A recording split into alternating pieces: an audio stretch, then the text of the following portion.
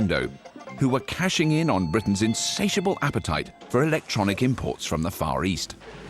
Here's parcels! The Japanese giants were battling for control of the handheld gaming market. Game Boy, that's yours, I believe. There you go. Oh, they're both mine. Both now offered cartridge-based portable consoles. Who remembers Sonic the Hedgehog? Me! Sega's Game Gear was in colour, but it was a pricey £200 in today's money, twice the price of their rival's Game Boy. Oh, no, I don't want to do that. Nintendo's knockout punch was to include the notoriously habit-forming Tetris. This will keep me entertained for many a days. The nation agreed, and by the end of 1991, 800,000 Britons had one. We'd never known technology so portable, addictive, and antisocial. I think it is pretty sad, don't you? I don't know. Hamish won't speak to us again because he won't need to, apart from when he needs to eat or drink. Isn't that what you've been hoping for, though? Well, it is quite pleasant sometimes, but it's been quite nice talking to him the last few weeks.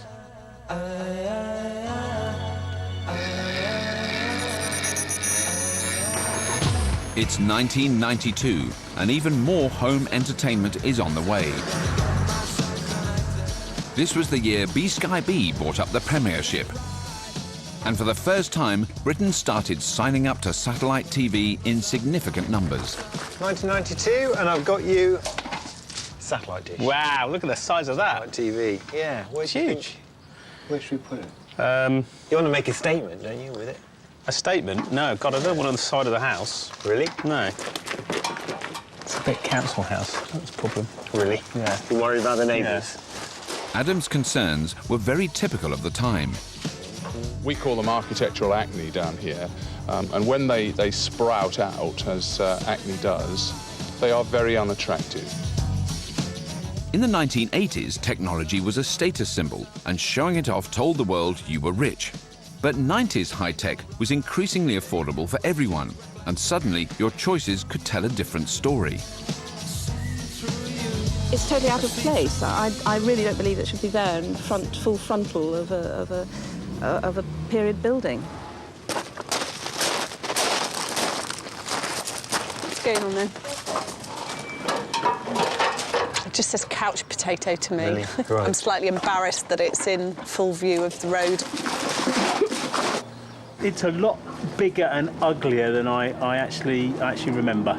I think this is definitely the slippery slope. Satellite telly is just such a mind drain, waste of time. Georgie needn't worry. The giant dish has changed the house on the outside, but it won't change their viewing habits on the inside much just yet. In 1992, it would deliver a meager 5 extra channels. I'll get it. The family's fax to the tech team also requested mobile phones. But in 1992, mobiles were still far too expensive for the non-business user. So they'd been sent a cheaper alternative. The pager. What a page. It is beat. What are they? Already a workplace success, this messaging technology looked like it might catch on for personal use too. It's quite neat, isn't it? Makes me feel like a drug dealer. The family need to go shopping for their millennium party. They pile into their family-friendly 90s people carrier, taking their pagers with them.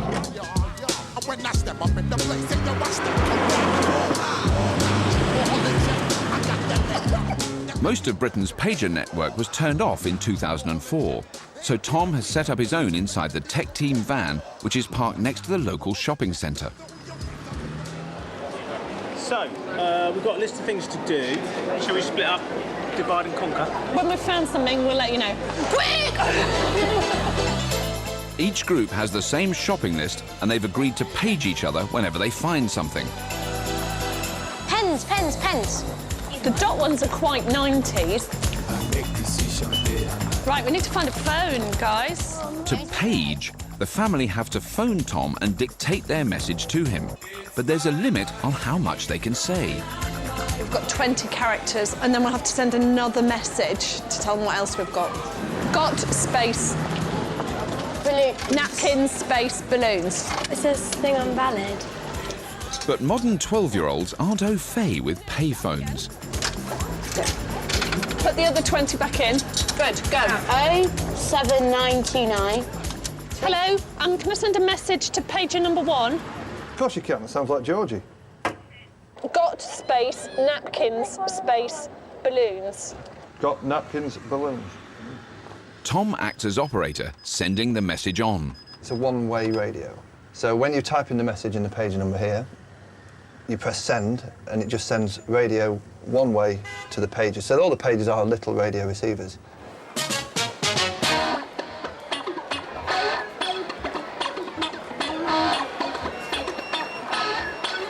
Things that make you go, Napkins, balloons, and they got ribbons. We need to find a phone and phone them and let them know we've got the blue tack and stuff, otherwise they'll go and buy it again. I won't hit them. Wait, no. I'll just use credit card. Piece of junk. Let's go find another payphone. In the 90s, there would have been a whole bank of phones there. It's got communication mad in here. Got space, blue tack, space scissors. The girls are having no problem with the system. Or they got blue tack and scissors, which is what we've got. Oh no. So please buy crepe paper and pipe cleaners. Where are we going to get those from?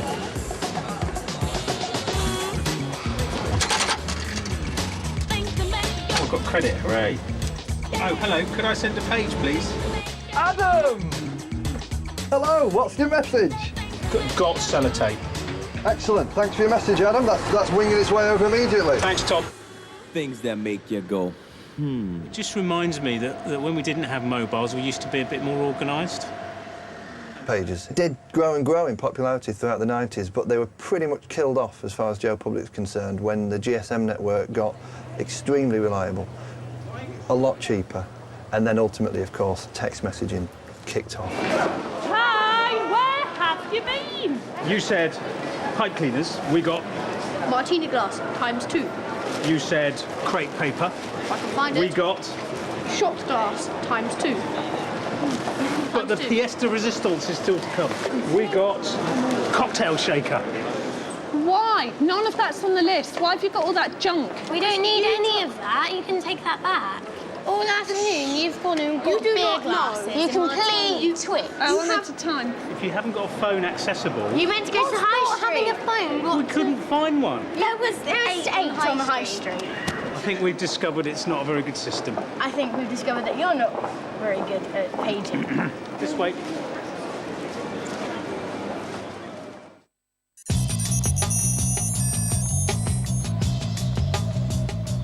'90s technology gave us more and more choices for entertainment at home. And '90s families spent more and more time indoors. One advantage seemed to be that parents could keep a watchful eye on their children. It just makes me feel sad that we don't let them out more. We don't make them go out more. Maybe that's the answer. But we know they're safe. They're in the home, we know they're safe. And it's not how I was brought up. With screen time for kids at an all-time high, tragic events in 1993 called into question exactly what they were watching and how it was affecting them. Good evening.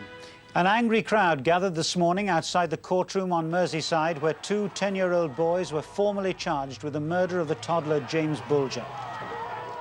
The idea that John Venables may have been influenced by violent videos was fueled by the judge's remarks today. He said that exposure to violent video films may in part be an explanation. Neil Venables, his father, did rent out Child's Play 3, which shows a demonic doll being killed, but denies the boy ever saw any violent videos. The horror of the murder has triggered paroxysms of moral panic and national self-doubt. It wasn't just movies that got drawn into the debate. Now video nasties could be interactive. Gory games were seen as a new high-tech culprit for juvenile delinquency. Some children are having an increasing difficulty in telling the difference between fact and fiction. Playing computer games can lead to addiction. It can lead to heightened heights of aggression immediately after playing. It may provide an adrenaline rush for people who like punching buttons very quickly, but I think it's no more sophisticated than the game of ping pong, it seems to me.